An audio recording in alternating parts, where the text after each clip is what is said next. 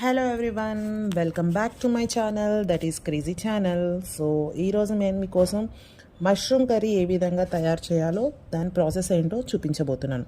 So ఇంకెందుకు ఆలస్యం, let's go. ముందుగా మష్రూమ్స్ ఏవైతే ఉన్నాయో అవి వాష్ చేసి పెట్టుకోవాలి. ఆ వాష్ చేసి పెట్టుకున్న తర్వాత ఈ మష్రూమ్స్ని ఇలా కట్ చేసి పెట్టుకోవాలి. తర్వాత మనకి కావాల్సిన ఆనియన్స్ మరియు టొమాటోస్ తీసి పెట్టుకోవాలి. ఆనియన్స్ అండ్ టొమాటోస్ వచ్చేసి కట్ చేసుకోవాలి. ఆనియన్స్ సన్నగా నార్మల్గా కట్ చేసుకోవచ్చు, బట్ టొమాటోస్ వచ్చేసి కొంచెం బిగ్ సైజులో కట్ చేసి పెట్టుకోవాలి, ఎందుకంటే ఇది మనం కొంచెం పేస్ట్ చేసుకోవాలి కాబట్టి. ఆ తర్వాత ప్యాన్ పెట్టేసుకొని 2 టేబుల్ స్పూన్ ఆయిల్ వేసేసుకోవాలి. ఇందులో జీలకర్ర వేసుకోవాలి. హీట్ ఎక్కిన తర్వాత లైట్గా ఫ్రై అయిన తర్వాత ఇందాక మనం కట్ చేసి పెట్టుకున్న ఆనియన్ ముక్కలు ఏవైతే ఉన్నాయో దాంతోపాటు పచ్చిమిర్చి కూడా కట్ చేసి పెట్టుకొని ఇందులో వేసేసుకోవాలి. పచ్చిమిర్చి మరియు ఆనియన్స్ ఏవైతే ఉన్నాయో అవి దూరగా వేయించుకోవాలి. సో పచ్చిమిర్చి ఏంటి అనేది కొద్దిగా పెద్ద ముక్కలు కట్ చేసి పెట్టుకోవచ్చు, మరీ సన్నగా కాకుండా. సో పిల్లలు ఎవరైతే ఉన్నారో వాళ్ళకు కూడా ఇబ్బంది అవ్వదు. ఆ తర్వాత ఇందులో వచ్చేసి మనం 2 టేబుల్ స్పూన్ అల్లం వెల్లుల్లి పేస్ట్ వేసేసుకోవాలి.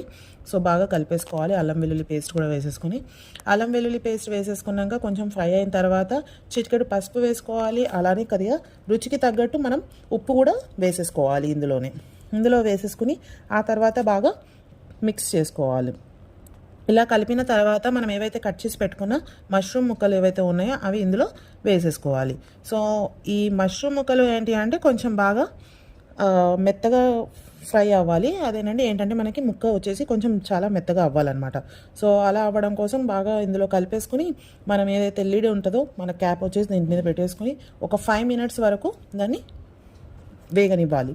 సో ఆ వేగిన తర్వాత ఏమైతాయి అంటే కొంచెం మనకి ఈ మష్రూమ్ ముక్కలు అనేవి కొద్దిగా వాటరీ లాగా పైకి వస్తాయండి. సో ఇలా వాటరీ టైప్లో కొంచెం మనకి వచ్చినాక ఏదైతే అబ్జర్వ్ చేసేసుకున్నాక ఈ మష్రూమ్ ముక్కల్ని ఇందాక చూపించిన టొమాటోలు ఏవైతే ఉన్నాయో వాటిని పేస్ట్ చేసి పెట్టేసుకోవాలి. సో ఆ పేస్ట్ని ఇందులో వేసేసుకోవాలి ఈ మష్రూమ్ ముక్కలను.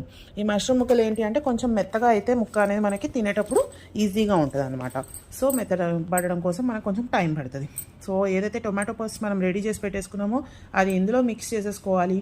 ఆ తర్వాత లైట్గా కొంచెం వాటర్ కూడా వేసుకోవచ్చు పైనుంచి. మనం ఏదైతే మనకి చూసినప్పుడు మన రుచికి తగ్గట్టుగా లైట్గా వాటర్ కూడా పోసుకుని కొంచెం గ్రేవీ అనేది ఫామ్ అవుతుంది అనమాట. ఆ తర్వాత మనం దీంట్లో వచ్చేసి కొంచెం కొరియండర్ పౌడర్ తీసుకోవచ్చు, అదేనండి ధనియాల పొడి. సో ఈ ధనియాల పొడి 1 టేబుల్ స్పూన్ వేసుకోవాలి.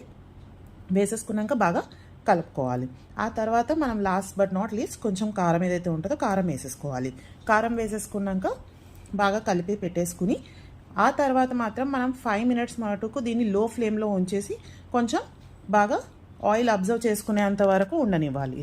సో దట్ ఏంటి అంటే గ్రేవీ అనేది పైకి తేలుతూ ఉంటుంది అనమాట. దెన్ లాస్ట్లో కొంచెం మనం కొరియండర్ తీసేసుకుని చాప్ చేసేసుకుని సన్నగా సర్వ్ చేసేసుకోవడానికి ఈజీగా ఉంటుంది అనమాట. అంతేనండి, ఎంతో రుచికరమైన మష్రూమ్ కర్రీ ఇలా రెడీ అయిపోయింది. సో ఈ మష్రూమ్ కర్రీ మీద మీ కమెంట్స్ ఏంటో నాకు తెలియజేయగలరు.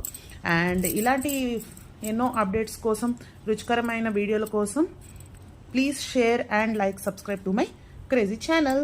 Thank you so much.